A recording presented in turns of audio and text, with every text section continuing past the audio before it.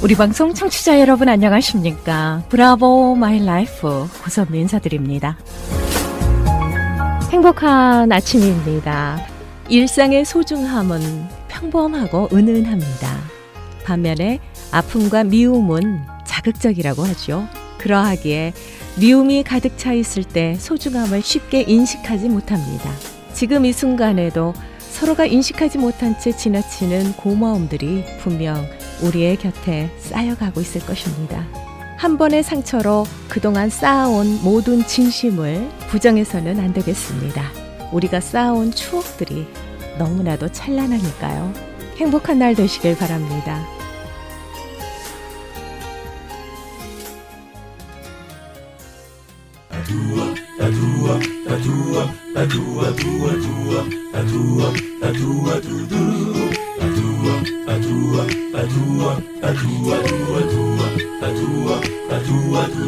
브라보 마이 라이프 함께하고 계십니다. 이 시간은 서울 메디컬 그룹 단독 제공입니다. 자, 매주 토요일마다 함께해주고 계십니다. 서울 메디컬 그룹의 재정이사이자 내과 전문의시죠. 한경모 박사님 자리해 주셨습니다. 인사드릴게요. 안녕하세요. 네, 반갑습니다. 네네.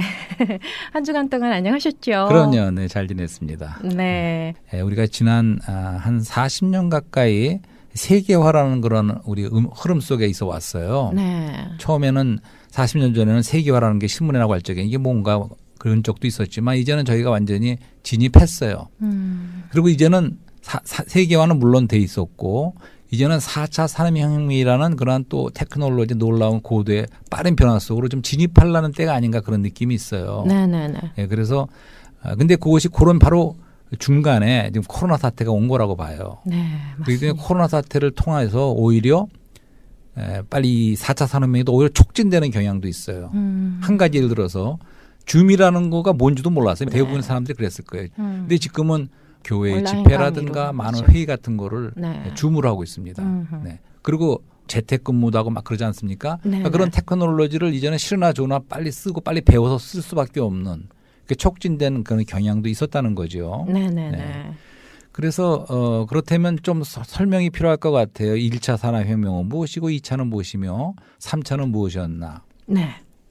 그러니까 1차 산업혁명이라는 거는 쉽게 말하면 그 영국에 우리 어렸을 때 배웠는데 제임스 와츠라는 분이 네. 증기 기관차를 처음으로 발명했어요. 한 200년 전 얘기인지. 네. 과거로 쭉 여행을 해야겠네요. 그렇습니다. 그러니까 그 전까지는 사람이 예. 농사를 져도 뭐 소나 말을 끌고선 달구지로 이렇게 농사 짓고 다 그러던 그쵸. 살아왔는데 네네. 처음으로 증기 기관차가 나오면서 증기 기차가 나오고 그러면서 이제 어떤 동력을 이용한 것이 시작된 것이 바로 1차 산업혁명이라고 봐요. 네네. 그럼 2차 산업혁명은 첫째는 전기의 발명이죠. 네. 에디슨을 통한. 네. 그다음에는 이제 헨리 포드의 그 자동차? 포드 자동차 회사에서 네. 자동 벨트 시스템 어허. 그것을 하면서 이제 대량 생산을 해낼 수 있는 이제 그런 시스템이 갖춰졌죠. 네, 그것이 2차 산업혁명을 가져왔다고 봐요. 네. 그러니까 둘 다 우리 인간의 생존을 위해서 물질을 위해서 많은 그 풍요와 그런 발달을 가져왔다고 볼 수가 있죠. 네. 먹고 사는 문제부터 비롯해 많은 병원에 도움을 줬어요. 그리고 한 가지 이제 그 전기에 대해서 기억나는 거는 우리 어렸을 적만 해도 서울도 그 시골은 말할 것도 없고 굉장히 어두웠어요, 사실은. 그렇죠. 시골에 가면 깜깜해서 밤이 되면 깜깜해지고 그랬어요. 예. 전국 시골은 말할 것도 없고 서울도 그랬습니다. 근데 그때는 그렇게 귀신 얘기가 많았어요. 그래서 왜 그랬을까요? 아니, 그러니까 어두운 거는 귀신이 있죠. 저는 그래서 아주 어렸을 적에 그 귀신 공포증이 좀 있었어요. 그래서 화장실 갈 때 꼭 동생 데리고 와가 밤에는. 네. 근데 이제 빛이 들어오고 그러니까 환해지니까 이제 네. 그 귀신 도깨비 얘기가 다 없어졌어요, 요새는. 네. 그렇죠. 그렇게 많이 전기가 변화를 가져왔죠. 아하. 그러면 3차 산업혁명은 무엇인가? 그것은 이제 한 40년 전부터라고 할까? 이제 그것은 컴퓨터와 인터넷. 네. 네. 그런 것이 오면서 우리가 완전히 지금 쓰고 있지 않습니까? 예. 예, 그것은 또한 우리가 이제 서로가 사람과 사람 사이라든가 사이와 사이 연결을 시켜주는 연결 욕구를 좀 치워줬다고 봐요. 네. 네. 그리고 이거는 지금 말했지만 3차 산업혁명은 세계화와 맞물려서 생긴 것 같아요. 그래서 세계가 하나가 됐죠. 네네. 그리고 이거는 또 자본주의 아주 발달, 그렇죠. 그것과 함께한 거라고 봐요. 그러다가 이제 전 그것도 모자라서 이제는 빠른 속도로. 네. 그렇지만 3차 산업혁명이 약간 세계화가 40년에 걸쳐서 진행됐다 그랬는데 이제 4차 산업혁명은 이제 시작되면 불과 5년 10년 안에 엄청난 변화가 올 거라는 거예요. 굉장히 빠른 속도로 지금 오고 그것이 있죠. 우리가 문제지요. 네. 그래서 우리 오래전에 저도 백 투 더 퓨처라는 영화를 본 적이 있어요. 예. 그 기억나세요? 예, 기억납니다. 재밌게 봤는데 거기 보면 막 처음에 막 날아다니기도 하고 막 그런 거. 그러니까 그 당시 벌써 한 30년 전 영화인가 같은 그 미래를 생각하고 만든 영화인데 네. 그중에 많은 것이 이미 이루어졌다는 거예요, 지금. 맞습니다. 항상 영화가 앞서가잖아요. 앞서가지고. 네네. 근데 이제 4차 산업이 들어가게 되면 들은 얘기로도 드론이라든가 이런 걸 통해서 이제 우리가 정말 차 타고 다니는 게 아니라 비행기 타고 드론 타고 날아다니면서 다니는 그런 시대가 빠른 시대에 올 수도 있어요. 이제 그런 변화지요. 그래서 사실 저는 이런 테크놀로지인가 이런 거에 굉장히 기계치라고 할 수도 있고 컴맹이라고 할 수 있는 사람이에요. 박사님이요? 네, 저는 다 잘하실 것 같은데요. 아니, 되게 못해요. 그래서 하여튼 스마트폰도 제일 늦게 샀어요. 너무 바쁘셔서 그렇겠죠. 아니, 환자 진료하시고 그러느라고. 그런 사람인데 이제 제가 뭐 또 4차 혁명을 얘기하고 있는데. 아주 위로가 되는데요. 박사님. 그럼요. 그러니까 그 무슨 얘기냐면 잘 모르고 있다고 생각하는 분도 겁내지 말고 같이 한번 얘기를 나눠보고 배워볼 수 있다는 거예요. 그래서 그런 말씀을 드리는 거고. 그럼 4차 산업혁명의 몇 가지 그 특징적인 걸 우선 얘기해 보자고요. 네. 4차 산업혁명이라 그러면 첫 번째 떠오르는 것이 인공지능, AI라고 그러죠. AI. 네. 이제 그거를 좀 먼저 생각해 봐야 돼요. 그러니까 이제 인공지능 그 기계가 그렇게 그냥 사람 지능보다 더 좋다는 거 아닙니까? 그래서 우리가 얼마나 이세돌인가는 바둑기사 이기고 그런 거 우리가 알잖아요. 난리가 났었죠 그때. 그런 거 말하는 거예요. 그래서 이제는 이미 앞으로 얘기가 아니에요. 지금 이미 금융이라든가 뭐 법률 세계, 뭐 의학 이런 많은 곳에 벌써 AI가 사용되고 있고 그렇죠. 굉장합니다.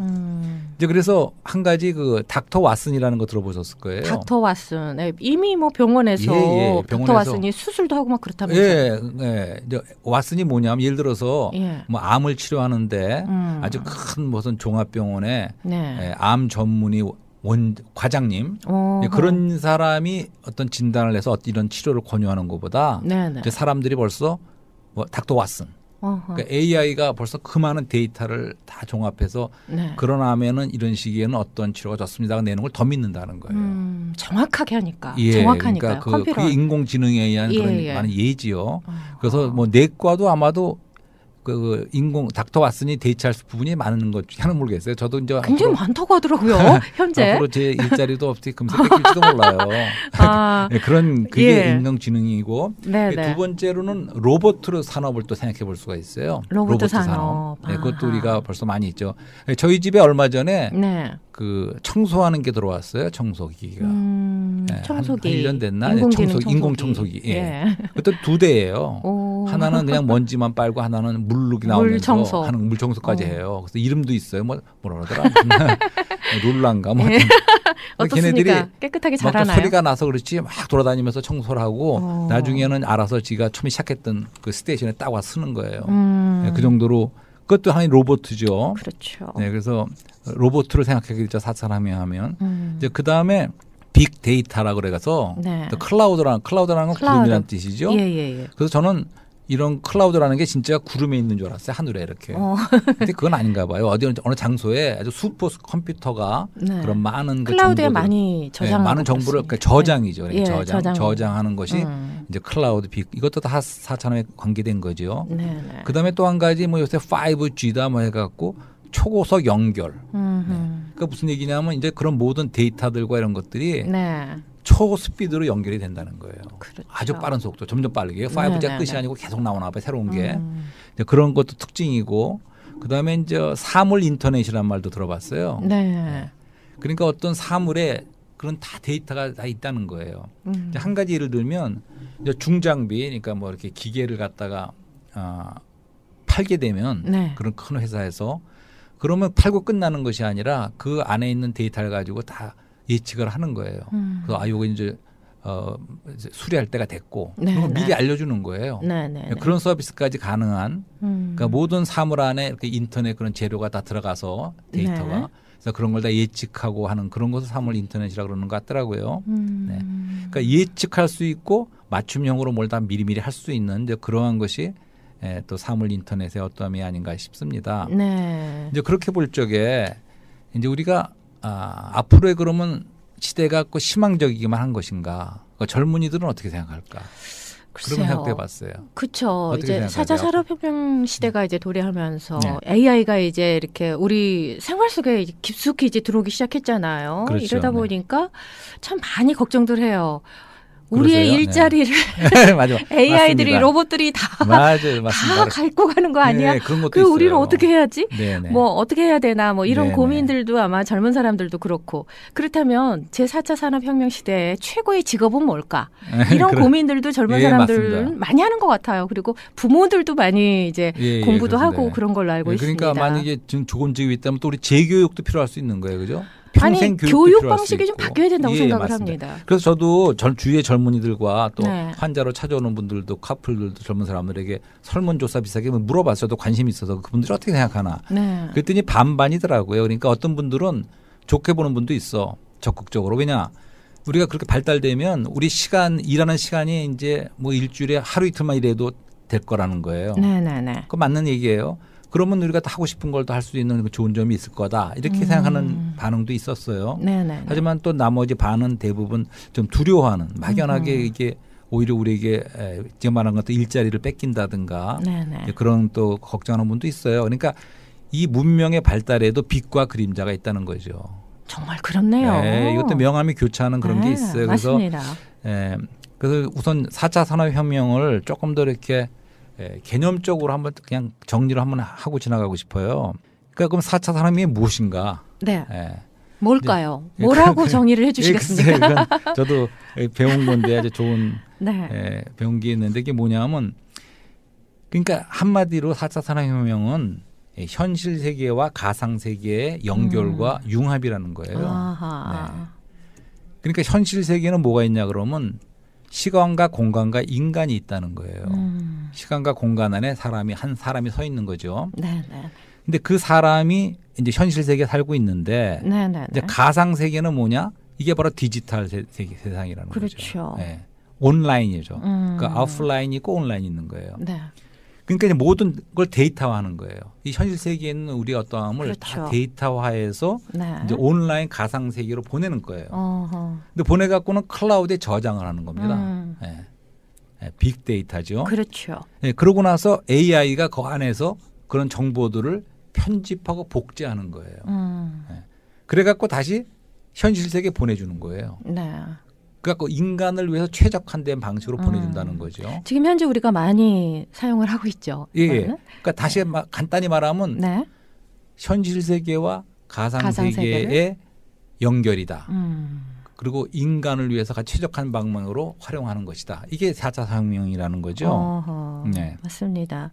그러니까 한 가지 그럼 쉽게 이해하기 쉽게 예를 좀 들어보자고요. 네. 우리 내비게이션이라는 게 있지 않습니까? 그렇죠. 구글. 근데 저는 네. 아까도 말했지만 내비게이션 아직 할지도 몰라요. 아. 그거 안 하고 진짜요?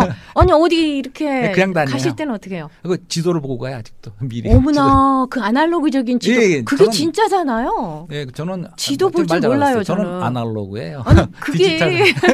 사실 그게 진짜 어려운 건데. 아니 그건 쉬운데 이건 근데요, 배우질 진짜 않았어요. 이 네. 지도를 안 보고요. 이제는 이 다 내비게이션이 다 가르쳐 주니까 길을 안내하니까 뭐 생각할 필요가 없는 거예요. 그냥 그렇습니다. 찍으면 예. 데려다 주니까 네. 그래서 이 머리를 쓰지 않는다고는 할까요? 예, 요즘에는 맞습니다. 머리를 안 쓰게 됩니다. 예. 그것도 문제인 것 같아요. 그래서 내비게이션이 네. 그렇게 하기 위해서는 이 이 공간 안에 있는 모든 데이터가 다 있어야 돼요. 신호등이 언제 어떻게 되고 뭐 그런 거. 그렇죠. 지도를 말할 것도 없고 구글이 왜 세계를 다 보고 있지 않습니까? 구글 지도가. 그렇죠. 그러니까 그런 모든 정보가 음. 다 가는 거예요. 가상 세계로. 네네. 그다음에 이제 그 가상 세계 다시 돌려주는 거예요. 그래서 내가 차 타고 가는데 전화가 왔어요. 회장에 언제쯤 도착합니까? 늦어지는 것 같은데 그러면 앞으로 5분에 도착합니다. 네. 그 말해줘요. 내비게이션에서. 예. 그래서 그거를 알려주기 때문에 내가 예상할 수 있고 모든 걸 할 수가 있는 거예요. 그렇죠. 예, 그렇게 됨으로써 그런 말을 들어봤어요. 한국에서 예. 그런 거를 통해서 세이브하는 돈이 5조 원이래요. 5조 원. 예. 와, 진짜 엄청나네요. 예, 그러니까 그렇게 와. 우리가 그 도움을 받을 수가 있는 거예요. 그렇죠. 예, 그것이 한 가지 예고. 그래서 저도 그런 많은 변화에 네. 좀 괘씸하게 생각했어요. 어떤 때는. 왜냐하면 예를 들면 예. 언제부턴가 비행기 티켓도 없어요. 그것도 오래된 얘기죠. 네. 가면 뭐 이렇게 찍어서 이렇게, 다 해야 돼요. 컴퓨터. 뭐 나한테 허가라도 안 받고 예. 나한테 물어본 적도 없는데 그렇게 하라는 거예요. 당황한 적도 있어요. 예를 들어서 최근에는 또 공항에서 한동안 이렇게 파킹장에서 롱텀을 했는데 네. 다 이제 기계가 처리하고 하더라고요. 그렇죠. 그리고 한 번은 또 사람은 있는데 캐시를 안 받는데 전 주로 캐시를 냈었는데 네. 크레딧 카드 없었으면 큰일 날 뻔했어요. 어허. 이런 식의 허가도 안 받고 막 변하는 거예요. 세상이 변하게 되고 네. 네, 그렇습니다. 내 허락도 없이 누가 변하라고 그랬어요. 이럴 때는. 그래서 네. 이제 이런 말씀을 또 드리고 싶어요. 우리가 불이 인간이 문명이 발달하면서 네네. 불이라는 게 크게 우리 도와줬지 않습니까? 네. 불이 있음으로써 우리가 음식도 해 먹고 막 이렇게 불로서 많은 동력과 이런 게 시작이 되지 않았습니까? 문명이. 네.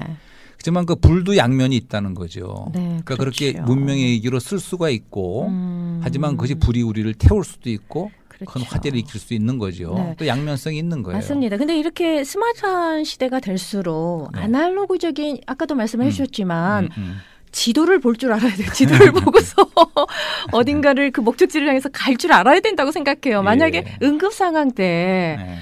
이 전기가 다 차단이 되고 이게 스마트폰이 안 되고 이게 다 단절이 돼버리면은 아무것도 못 하거든요. 네. 네. 그럴 때 응급 상황에는 아날로그적으로도 이런 게 다 필요하지 않을까 싶네요. 예, 그것도 필요하지만 지도도 보고. 계속 우리가 그렇게 항변할 수는 없다는 게 제 포인트입니다. 예. 왜냐하면 저도 그런 걸 싫어하는 사람이지만 그렇습니까? 그렇지만 이제 아마신가 그런 게 있었어요. 예. 크리스찬 집단인데 그러니까 18세기, 19세기 되면서 기계 문명이 발달하잖아요. 네네. 근데 그것은 옳지 않다고 생각한 거예요. 그래서 지금도 펜실베니아 가면 그런 분들이 있어요. 그러니까 네. 마차를 끌고 다니고 자동차도 안 사고 전기도 사용하지 않고 모든 걸 이렇게 물질 문명을 거부하는 거예요. 과학을 거부하는군요. 예. 그러니까 그게 극단이라는 거죠. 그렇죠. 그러니까 우리가 불을 사용하듯이 네. 이런 4차 상명을 포함하여 모든 이런 발달되는 테크놀로지 하는 거를 네. 알고 사용할 필요는 있다는 거죠. 하지만 거기에 무조건 우리의 희망과 모든 걸 거기에 또 둘 수는 없다는 거죠. 이것도 보수와 진보가 밸런스를 좀 유지를 해야 되겠네요. 예, 바로 그런 밸런스 젊은 사람들은 좀 미래를 향해서 달려가고, 예. 또 현재를 지키는 자들도 있어야 되고. 네, 그래서 조금 그럼 부작용에 대해서 좀 말씀을 드리려고 그래요. 네네네. 이런 모든 것의 부작용. 그러니까 예를 들어서 세계화와 자본주의에도 굉장히 좋아졌지만 네. 부작용이 있다는 거죠. 아하. 그러니까 자본주의는 속성상 스탑할 수가 없는 게 있다는 거죠. 그렇죠. 예, 예를 들어서 꼭 물건이 필요한 것만큼 알아갖고 만드는 게 아니고 경쟁적으로 서로 만들어야 되니까 만든다는 거죠. 네. 예, 그런 부작용이 있고 네네네. 또 세계화 속에서도 부작용이 있었는데 4차 산업혁명에도 얼마든지 부작용이 있기 때문에 이런 것들이 다 규제가 필요하다는 것입니다. 네, 규제가 규제. 필요하다. 예. 예. 그러니까 예를 들어서 그 부작용이 대표적으로 뭐가 있냐면 디지털 거대 기업들이 독점할 수가 있다는 거예요. 우리가 알잖아요. 뭐 아마존이니 애플이 그런 네. 많은 게 있지 않습니까? 그렇죠. 그것을 독점할. 그래서 지금 미국에서도 지금 그런 독점에 반대되는 법을 맞습니다. 만들려고 그러지 않습니까? 네. 그런 부작용이 있을 수 있고, 그다음에 부의 양극화. 그러니까 1%의 그 돈 많은 사람들이 뭐 반 이상 돈을 갖고 있다든가 이런 식의 부의 양극화, 네네네. 불평등이 심화된다든가, 또 젊은이들의 일자리가 없어진다든가 이런 분명히 부작용이 있다는 거예요. 네네네. 그렇기 때문에 규제가 필요하고 그러니까 사람다운 그런 것을 위해서는 네. 우리가 이런 테크놀로지의 발달과 함께 그것이 규제가 꼭 필요하다는 거예요. 어허. 그리고 AI도 너무 발달해 버리면 사람을 우리 지배한다는 말 들어보지 않았습니까? 그렇기 때문에 AI에도 규제가 필요하고 네. 네, 그리고 어떤 우리가 생명 도전에 대한 생명공학과 발달도 어떻게 보면 우리 생명 자체를 파괴할 수 있는 그런 좀 무서운 데까지 도전할 수가 있다는 거예요. 그렇죠. 그런데도 규제, 그래서 규제가 필요하지 삭막해요. 않습니까? 그렇죠. 네, 그래서 뭐 줄기세포라든가 이런 것도 미국에는 아직도 규제가 심한 편이에요. 네. 하지만 한국이나 중국 쪽에서 오히려 규제가 심하지 않지요. 네. 그러니까 이런 모든 것에 부작용을 위해서 규제가 있어야지만이 그것이 어떻게 보면 정부의 역할이고 우리 사회의 역할이죠. 네. 알겠습니다. 오늘 공부 많이 했는데요. 예. 그 세계적인 IT 자문 기관이죠. 그 가트너가 2017년에 그 인공지능이 인력 고용에 미칠 영향에 대해서 발표한 게 있는데요. 네네. 여기에 따르면 2023년에 의사, 변호사, 교수 등 전문직의 3분의 1 이상이 인공지능에 의해서 대체되고 2030년에는 90% 이상이 대체된다. 이렇게 네. 보고 있거든요. 지금 우리가 코로나 사태 속에서 네네. 불확실성과 어떻게 보면 혼돈의 그러한 사태 안에 있지 않습니까? 인간의 한계도 느껴보면서 네. 그럴 적에 우리가 지금 이렇게 굉장히 빨리 발달하는 이런 기계 문명, 인간의 문명에 대해서 얘기를 하면서 저는 왜 그런지 그 고전 중에 고전인 네. 성경 창세기의 그 바벨탑이 이게 생각났어요. 바벨탑이요? 사실 바벨탑이라는 것은 우리가 인문학적으로도 신문이라는 데서 가끔 나오는 거예요. 그러니까 인간 문명의 바벨탑을 쌓았는데 그것이 무너졌다. 그런 말을 모든 사람이 알고 있을 거예요. 네. 근데 창세기 말씀에 의하면 이 바벨탑을 쌓았을 적에 네. 이것이 하나의 성이지만 그 위에는 또 탑을 쌓았다는 거예요. 그래서 하늘에 닿는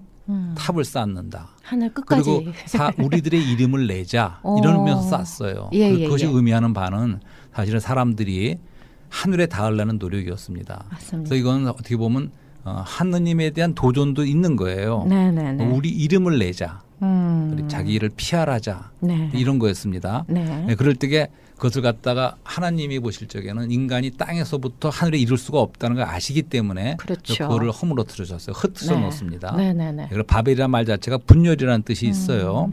혼돈과 분열. 네. 그래서 그런 걸 보면서 우리가 4차 산업혁명 아까도 말씀드렸지만 우리가 하늘에 도달할 정도로 이렇게 인간들이 그냥 많이 발달되고 하는 가운데 우리가 거기에 참된 우리 희망을 둘 수 있는 것인가. 네. 예, 그것은 우리가 아니라고 봐요. 우리가 꿈이 있어야 되는데 우리 것이 어떤 꿈인가.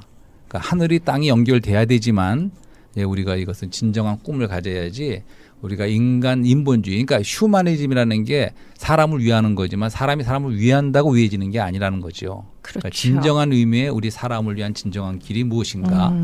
그런 꿈을 우리가 가져보고 다음 시간에 계속해서 우리가 좋은 얘기를 많이 해봤으면 좋겠습니다. 알겠습니다. 그 창세기에 나오는 바벨탑. 예. 어떻게 이렇게 AI 시대 4차 산업혁명하고 이렇게 연결지을 생각을 하셨는지요? 놀랍습니다. 인간 인본주의적이고 인간 중심적인 이런 문명의 고대 발달이 네네네. 하늘에 닿을 것 같고 우리 이름을 내자. 나를 자아를 실현하자. 그렇군요. 자아를 표현하자. 이것이 산업혁명의 어떠함 중에 하나라고 봐요. 네. 지난 시간에도 박사님께서 말씀을 해주셨지만 4차 산업혁명 시대가 이렇게 도래하면서 더 중요한 게 발달하면 발달할수록 우리가 지켜야 할 사항들. 진리는 역설적입니다. 우리가 이타주의와 이기주의를 말하지 않습니까? 그러니까 남을 위하는 것이 사실은 진정으로 자기를 위하는 길이지 내 이기적으로 나를 위한다고 내가 위해지는 게 아니듯이 인간이 인간 중심으로 인간을 위해서 이름을 내고 하늘에 닿자고 하는 것이 꼭 인간을 위하지 않는 걸 수도 있다는 그런 역설적인 면을 한번 생각해 보자고 말씀을 드려보는 겁니다. 깊이 있는 말씀이시네요. 철학적인 말씀도 오늘도 해주셨습니다. 시간이 너무 많이 지났지만 그래도 유익한 시간이었습니다. 여기서 보내드리겠습니다. 고맙습니다. 감사합니다. 네, 지금까지 서울 메디컬 그룹의 재정의사이자 내과 전문의십니다. 한경모 박사님께서 함께해 주셨습니다. 저는 잠시 후에 돌아옵니다.